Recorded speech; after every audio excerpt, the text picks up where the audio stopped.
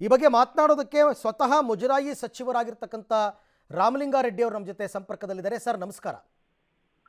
ನಮಸ್ಕಾರ. ಆಗಲೇ ಲೋಕೇಶ್ ನನಗೆ ಫೋನ್ ಮಾಡಿದ್ರು, ನಿಮ್ಮ ಪಬ್ಲಿಕ್ ಟಿವಿ ರಿಪೋರ್ಟರ್. ಆಮೇಲೆ ಡೀಟೇಲ್ ಕಳಿಸಿದ್ರು. ಡೀಟೇಲ್ ಆಗಿ ಓದ್ದೆ, ಮತ್ತೆ ಈಗ ಸ್ವಾಮೀಜಿ ಅವರು ಮಾತಾಡಿದ್ದು ಕೂಡ ಕೇಳ್ಕೊಂಡೆ. ನೋಡಿ, ಅದು ವಿಶೇಷವಾಗಿ ಅದರಲ್ಲೂ ಮುಜರಾಯಿ ದೇವಸ್ಥಾನಗಳಲ್ಲಿ ಈ ರೀತಿಯ ಒಂದು ಸಂಸ್ಕೃತಿ ಇರಬಾರದು. ಗರ್ಭಗುಡಿ ಸಂಸ್ಕೃತಿ ಅಂತಾರಲ್ಲ, ಈ ರೀತಿ ಎಲ್ಲ ಇರಬಾರದು. ನಾನೀಗಾಗ್ಲೇ ಲೋಕೇಶ್ ಅವರು ಕಳಿಸಿದಂತ ಮ್ಯಾಟರ್ನ ನಮ್ಮ ಆಯುಕ್ತರು, ಮುಜರಾಯಿ ಇಲಾಖೆ ಆಯುಕ್ತರು ಕಳಿಸಿದೀನಿ.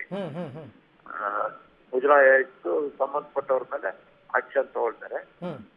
ಈ ರೀತಿ ಎಲ್ಲ ತಪ್ಪು ಈ ತರ ಮಾಡ್ತಿದ್ದಾರೆ. ಅಲ್ಲ ಸರ್, ಮಠಾಧೀಶರುಗಳಿಗೆ ಹೀಗೆ ಮಾಡಿದ್ರೆ ಜನಸಾಮಾನ್ಯರ ಗತಿ ಏನು ಅಂತ? ನಿಜ ನಿಜ, ನೀವು ಹೇಳ್ತಿರೋದು ನಿಜ.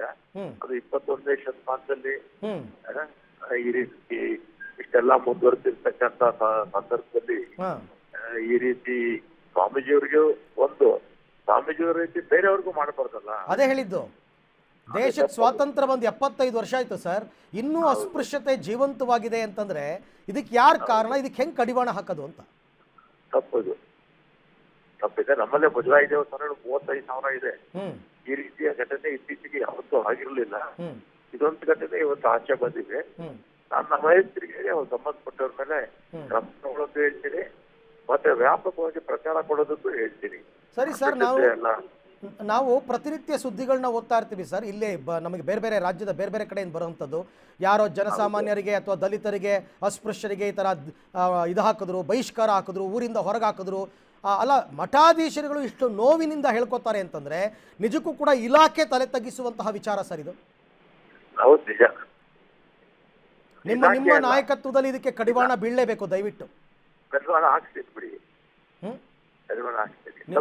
ನಿಮ್ಮ ಬಗ್ಗೆ ನಮಗೆ ತುಂಬಾ ನಂಬಿಕೆ ಇದೆ ಸರ್, ವಿಶ್ವಾಸ ಇದೆ. ಮತ್ತೆ ಇದೊಂದು ಬೇರೆಯವ್ರಿಗೆ ಇದೊಂದು ಪಾಠ ಆಗಬೇಕು. ಏನ್ ಕ್ರಮ ತಗೊಂಡ್ರು ಅಂತ ಗೊತ್ತಾಗಬೇಕು. ನಾನು ಹೇಳ್ತೀನಿ, ಕಮಿಷನರ್ಗೆ ಹೇಳಿ ಒಂದೆರಡು ಸಲ ನಾನು ಕ್ರಮ ತಗೊಳಕ್ ಹೇಳ್ತೀನಿ. ಆಮೇಲೆ ಎಲ್ಲ ಮುಜರಾಯಿ ದೇವಸ್ಥಾನದಲ್ಲಿ ಒಂದು ಜಾಗೃತಿ ಮೂಡಿಸಿ ಸರ್. ಇದು ಜಾಗೃತಿನೇ ಮೂಡ್ಸೋಣ. ಇನ್ನೊಂದು ಫಲಕಗಳು ಕೂಡ ಹಾಕೊಂಡ್ಬಿಡಿ. ಇನ್ನೊಂದು ಹಾಕಿದೀವಿ, ಇನ್ನೊಂದ್ಸಲಿ ಹಾಕೋಣ. ಅವ್ರ ಜೊತೆ ಮಾತಾಡ್ತೀರಾ ಸರ್? ಎಲ್ಲರಿಗೂ ಎಚ್ಚರಿಕೆ ಕೂಡ ಒಂದ್ಸರ್ತಿ ಈಶ್ವರಾನಂದಪುರಿ ಸ್ವಾಮೀಜಿಗಳ ಜೊತೆ ಒಂದ್ಸರ್ತಿ ತಾವು ಮಾತನಾಡಿ ಸಮಾಧಾನ ಮಾಡಿ. ತುಂಬಾ ಬೇಸರ ಮಾಡ್ಕೊಂಡಿದ್ದಾರೆ. ಫೋನ್ ನಂಬರ್ ಕಳಿಸಿ ಮಾತಾಡ್ತೀನಿ. ಓಕೆ, ಧನ್ಯವಾದ. ರಾಮಲಿಂಗಾರೆಡ್ಡಿ ಅವರು ಹೇಳ್ತಾ ಇರೋದು, ಮುಜರಾಯಿ ಸಚಿವರು. ಈ ಕೂಡಲೇ ನಾನು ಇದನ್ನ ಈಗಾಗಲೇ ಡೀಟೇಲ್ಸನ್ನು ಕಮಿಷನರ್ ಕಳಿಸ್ಕೊಟ್ಟಿದ್ದೀನಿ. ಅವ್ರ ಮೇಲೆ ಆ್ಯಕ್ಷನ್ ತಗೋತೀವಿ. ನಮ್ಮ ಮುಜರಾಯಿ ಇಲಾಖೆಗೆ ಸೇರಿರ್ತಕ್ಕಂಥ ದೇವಸ್ಥಾನದಲ್ಲಿ ಅಸ್ಪೃಶ್ಯತೆಗೆ ಜಾಗ ಇಲ್ಲ. ಯಾರೇ ಈ ಕೆಲಸವನ್ನು ಮಾಡಿದರೂ ಕೂಡ ಕ್ರಮ ತಗೋತೀವಿ ಅಂತಕ್ಕಂಥದ್ದು. ಕ್ರಮ ತಗೊಳ್ಳೋದಷ್ಟೇ ಅಲ್ಲ, ಇದಕ್ಕೆ ನಿರ್ಬಂಧ, ಕಡಿವಾಣ ಹಾಕ್ಬಿಡ್ಬೇಕು. ನಾಮಫಲಕಗಳನ್ನ ಹಾಕಿ ದೇವಸ್ಥಾನದಲ್ಲಿ, ಮುಜರಾಯಿ ಇಲಾಖೆಗಳಲ್ಲಿ ಇಲ್ಲಿ ಯಾವುದೇ ಜಾತಿ ಭೇದ ಇಲ್ಲ, ಯಾರು ಬೇಕಾದರೂ ಬರ್ಬೋದು, ಪೂಜೆ ಮಾಡ್ಬೋದು, ಭಕ್ತಿಯಿಂದ ಹೋಗ್ಬೋದು ಅಂತ ಜಾಗೃತಿ ಮೂಡೋ ಕೆಲಸವನ್ನು ಮಾಡಿಸಿ ದಯವಿಟ್ಟು. ರಾಮಲಿಂಗಾರೆಡ್ಡಿ ಅವರು, ಮುಜರಾಯಿ ಸಚಿವರು, ಈ ಬಗ್ಗೆ ಮಾತನಾಡಿದ್ದಾರೆ. ಇಲ್ಲೇ ಪಕ್ಕದಲ್ಲಿ ಒಂದು ಬಾಗೂರು ಅಂತ ಇದೆ. ನಾನು ಆ ದೇವಸ್ಥಾನ ಒಳಗೋದೆ ಅಂತೇಳಿ ದೇವಸ್ಥಾನ ತೊಳೆದಾಕ್ಬಿಟ್ರು. ಇಲ್ಲೇ ಪಕ್ಕದಲ್ಲಿ ಚೆನ್ನಕೇಶ್ವರ ದೇವಸ್ಥಾನ ಅಂತಿದೆ. ನನಗೆ ಗೊತ್ತಿಲ್ಲ ಅದು ಮುಜರಾಯಿ ದೇವಸ್ಥಾನ. ನಾವು ಅವತ್ತು ಸ್ವಲ್ಪ ಗೊತ್ತಾಗಲಿಲ್ಲ ನನಗೆ ಇದು ಮುಜರಾಯಿ ದೇವಸ್ಥಾನ. ಅವತ್ತೇ ನಾನು ಇಲ್ಲಿ ಕನಕದಾಸರು ಪ್ರತಿಭಟನೆ ಮಾಡಿದ್ರಲ್ಲ ಉಡುಪಿಯಲ್ಲಿ, ಹಂಗೆ ನಾವು ಪ್ರತಿಭಟನೆ ಮಾಡಿಬಿಡ್ತಿದ್ವಿ. ಇದು ಮುಜರಾಯಿ ದೇವಸ್ಥಾನ ಕಣೆ, ಸುಮ್ಮ ಒಳಗೆ ಬಿಡ ಅಂತೇಳಿ. ನಮ್ಗೆ ಗೊತ್ತಾಗಲಿಲ್ಲ. ಆಮೇಲೆ ನಾನು ಮಠಕ್ಕೆ ಹೋದ್ಮೇಲೆ ಇಡೀ ದೇವಸ್ಥಾನ ತೊಳೆದ್ರಂತೆ. ಕುರುಬರು ಸ್ವಾಮಿಗಳು ಒಳಗೆ ಬಂದರು ಅಂತ ತೊಳೆದಿರೋದು. ಆಗ ನನಗೂ ಮನಸ್ಸಿಗೆ ಖುಷಿ ಆಯ್ತು. ಬಿಡತ್ಲ ಹೋಗ್ಲಿ, ಎಷ್ಟು ವರ್ಷ ಆಗಿತ್ತು ತೊಳೆದು, ಸುಮ್ಮತ್ಲ ದೇವಸ್ಥಾನ ಸ್ವಚ್ಛ ಆಯ್ತಲ್ಲ. ಹಿಂಗೆ ನಾವತ್ಲ ಎಲ್ಲ ದೇವಸ್ಥಾನ ಸುಮ್ಮನೆ ಹೋದ್ರತ್ಲಗೆ ದೇವಾಲಯಗಳು ಸ್ವಚ್ಛ ಆಗಿಬಿಡ್ತವೆ ಅಂತೇಳಿ. ಹಾಗೆ ನಾವು ಹೇಳಿದ್ದವ್ರಿಗೆ ದೇವಾಲಯ ಸ್ವಚ್ಛ ಆಗೋದು ಮುಖ್ಯ ಅಲ್ಲ, ನಿಮ್ಮ ಮನಸ್ಸಿನ ಮಲಿನ ಇದೆಯಲ್ಲ ಅದನ್ನು ಸ್ವಚ್ಛ ಮಾಡ್ಕೊಳ್ಳಿ. ನೀವು ಅದನ್ನು ಸ್ವಚ್ಛ ಮಾಡ್ಕೊಂಬಿಟ್ರೆ ಮೊನ್ನೆ ನಡೆದ ಘಟನೆ. ನಾನು ನಮ್ಮ ಶಾಂತಿ ಸ್ವಾಮೀಜಿ ಹೋಗಿದ್ವಿ. ಗರ್ಭಗುಡಿ ಹೊರಗಡೆ ಇನ್ನೊಂದು ಪ್ರಾಂಗಣ ಇದೆ, ಅಲ್ಲಿ ನಾವೆಲ್ಲ ನಿಂತ್ಕೊಂಡಿದ್ವಿ. ನಮ್ಮನ್ನು ಮಾತ್ರ ಯಾರು ಒಳಗೆ ಬಿಡಲಿಲ್ಲ. ಅವರು ವೈಕುಂಠ ಏಕಾದಶಿ ದಿವಸ ಅವತ್ತು ನರಕನ ತೋರಿಸ್ಬಿಟ್ರು ಅವರು ಪೂಜಾರಿಗಳು. ನಾವು ದೇವ್ರ ದರ್ಶನಕ್ಕೆ ಹೋಗಿದ್ದು. ಎಷ್ಟು ಇದನ್ನು ಮಾಡಿದ್ರು ಅಂತ ಹೇಳಿದ್ರೆ, ಹೆಣ್ಮಕ್ಳೆಲ್ಲ ಒಳಗೋಗ್ಬಿಟ್ವು. ಸ್ವಾಮಿಗಳು, ನಾವು ಒಂದೊಂದು ಮಠದ ಸ್ವಾಮಿಗಳು, ನಮಗೆ ಎಂಟ್ರಿ ಇಲ್ಲ, ಹೆಣ್ಣು ಮಕ್ಕಳೆಲ್ಲ ಹೋಗ್ತವೆ, ಅವ್ರಿಗಿಂತ ನಾವೇನು? ಅದನ್ನು ಯೋಚನೆ ಮಾಡಿದ್ವಿ. ಮುಂದಿನ ವರ್ಷದಿಂದ ಚೆನ್ನಕೇಶ್ವರ ದೇವಸ್ಥಾನಕ್ಕೂ ಕೂಡ ನಾವು ಹೋಗೋದಿಲ್ಲ. ಯಾಕೆ ಹೋಗ್ಬೇಕು ಹೇಳಿ? ನಮ್ಮನ್ನು ಅಲ್ಲಿ ನಿಲ್ಲಿಸಿ, ನೀನು ಕುರುಬ್ರನ್ನು, ನೀವು ಉಪ್ಪಾರನ್ನು, ಹಂಗೆ ಹೋಗೋಣ ಬಿಡಿ, ನಿಮ್ಮ ಮಾತನ್ನ ನಾವು ಅಂಗೀಕರಿಸ್ತೀವಿ. ಈ ಬಗ್ಗೆ ಮತ್ತಷ್ಟು ಮಾಹಿತಿ ನಮ್ಮ ಚಿತ್ರದುರ್ಗ ಪ್ರತಿನಿಧಿ ಸಿದ್ದರಾಜು ಅವರಿಂದ ಪಡೆಯೋಣ. ಸಿದ್ದರಾಜು, ವೈಕುಂಠ ಏಕಾದಶಿ ಇದ್ದಿದ್ದು ಡಿಸೆಂಬರ್ 23, ಕಳೆದ ವರ್ಷ 2023 ಡಿಸೆಂಬರ್ 23, 1.5 ತಿಂಗಳಾಯಿತು. ಇಷ್ಟು ದೊಡ್ಡ ಅವಮಾನ ಆಗಿದೆ ಮಠಾಧೀಶರಿಗೆ. ಅವಾಗ ಯಾವಾಗಲೂ ಸುದ್ದಿನೇ ಆಗಲಿಲ್ವಾ? ಅವರಾಗಿದ್ದು ಅವ್ರು ಬಾಯ್ಬಿಟ್ಟಾಗ ಗೊತ್ತಾಯ್ತಾ? ಏನು ನಡೀತು ನಿಷ್ಟಕ್ಕೂ ಅಲ್ಲಿ? ಅದ್ರ ಬಗ್ಗೆ ಏನಾದರೂ ದೇವಸ್ಥಾನದ ಆಡಳಿತ ಮಂಡಳಿಯವರು ಏನಾದರೂ ಸ್ಪಷ್ಟನೆ ಕೊಟ್ಟಿದ್ದಾರಾ ಹೇಗೆ ಅಂತ? ಅರವಿಂದ್, ಖಂಡಿತವಾಗೂ ಕೂಡ ಈವರೆಗೂ ಯಾವುದೇ ರೀತಿಯ ಒಂದು ಸ್ಪಷ್ಟನೆಯನ್ನು ದೇವಸ್ಥಾನದ ಆಡಳಿತ ಮಂಡಳಿ ಆಗಲಿ ಅಥವಾ ಏನು ಮುಜರಾಯಿ ಇಲಾಖೆ ಅಧಿಕಾರಿಗಳಾಗಲಿ ಯಾವುದೇ ರೀತಿಯ ಸ್ಪಷ್ಟನೆಯನ್ನು ಈ ಒಂದು ವಿಚಾರವಾಗಿ ನೀಡಿಲ್ಲ. ಯಾಕಂತಂದರೆ ಈ ಒಂದು ವಿಚಾರ ನಿನ್ನೆ ತಾನೇ ಬೆಳಕಿಗೆ ಬಂದಿರುವಂಥದ್ದು. ಯಾಕಂದರೆ ನಿನ್ನೆ ಚಿತ್ರದುರ್ಗ ಹಾಗೂ ಚಿಕ್ಕಮಗಳೂರಿನ ಅಂತರ್ಜಿಲ್ಲಾ ಮಟ್ಟದ ಒಂದು ಸಾಹಿತ್ಯ ಸಮ್ಮೇಳನದ ಗೋಷ್ಠಿ ಏರ್ಪಡಿಸಲಾಗಿತ್ತು. ಆ ಒಂದು ಗೋಷ್ಠಿಯಲ್ಲಿ ಮಠಗಳ ಬದಲಾವಣೆ ಕುರಿತಂತೆ ಏನು ಮಠಾಧೀಶರು ಒಂದು ಗೋಷ್ಠಿಯಲ್ಲಿ ಭಾಗಿಯಾಗಿದ್ದರು. ಏನು ಸಾಮಾಜಿಕ ಪಿಡುಗುಗಳಾದಂಥ ಒಂದು ಜಾತೀಯತೆ ಇರ್ಬೋದು ಮತ್ತು ಸಮಾಜದಲ್ಲಿ ಕಂಡು ಅಸಮಾನತೆ ವಿಚಾರವಾಗಿ ಒಂದು ಗೋಷ್ಠಿಯನ್ನು ಏರ್ಪಡಿಸಲಾಗಿತ್ತು. ಆ ಸಂದರ್ಭದಲ್ಲಿ ಈ ಒಂದು ವಿಚಾರವನ್ನು ಸ್ವತಃ ಹೊಸದುರ್ಗದ ಏನು ಕನಕ ಗುರುಪೀಠದ ಶಾಖಾ ಮಠಾಧೀಶರಾಗಿರುವಂಥ ಶ್ರೀಯುತ ಈಶ್ವರಾನಂದಪುರಿ ಸ್ವಾಮೀಜಿ ಅವರೊಂದು ಈ ಒಂದು ಅಸಮಾಧಾನವನ್ನು ಹೊರಹಾಕಿರುವಂಥದ್ದು.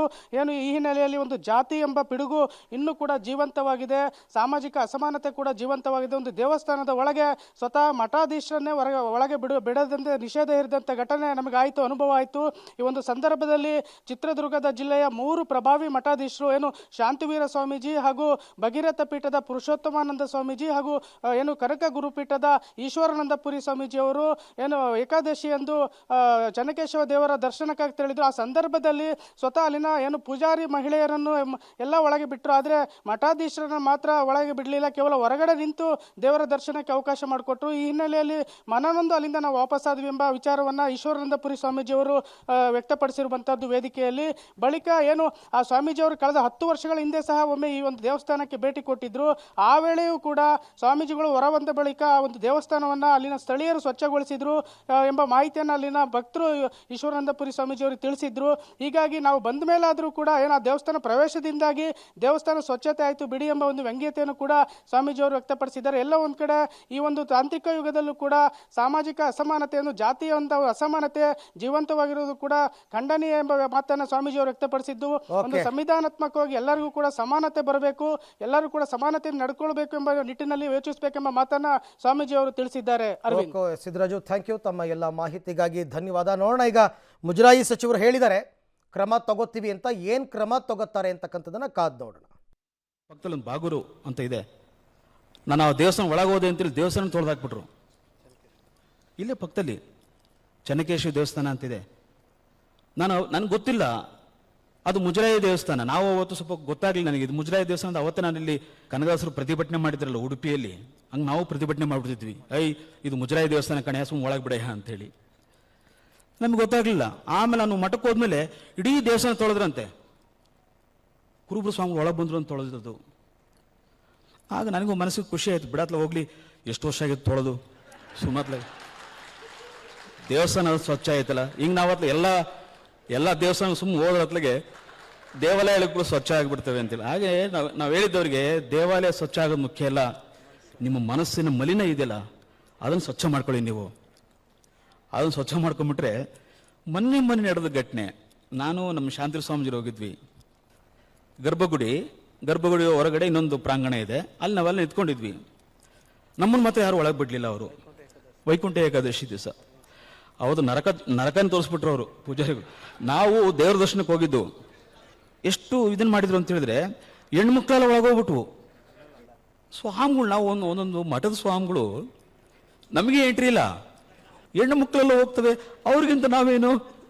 ಅದನ್ನು ಯೋಚನೆ ಮಾಡಿದ್ವಿ. ಮುಂದಿನ ವರ್ಷದಿಂದ ಚನ್ನಕೇಶ ದೇವಸ್ಥಾನಕ್ಕೂ ಕೂಡ ನಾವು ಹೋಗೋದಿಲ್ಲ. ಯಾಕೆ ಹೋಗ್ಬೇಕು ಹೇಳಿ? ನಮ್ಮನ್ನು ಅಲ್ಲಿ ನಿಲ್ಲಿಸಿ, ನೀನು ಕುರುಬ್ರನು, ನೀವು ಉಪ್ಪಾರನು,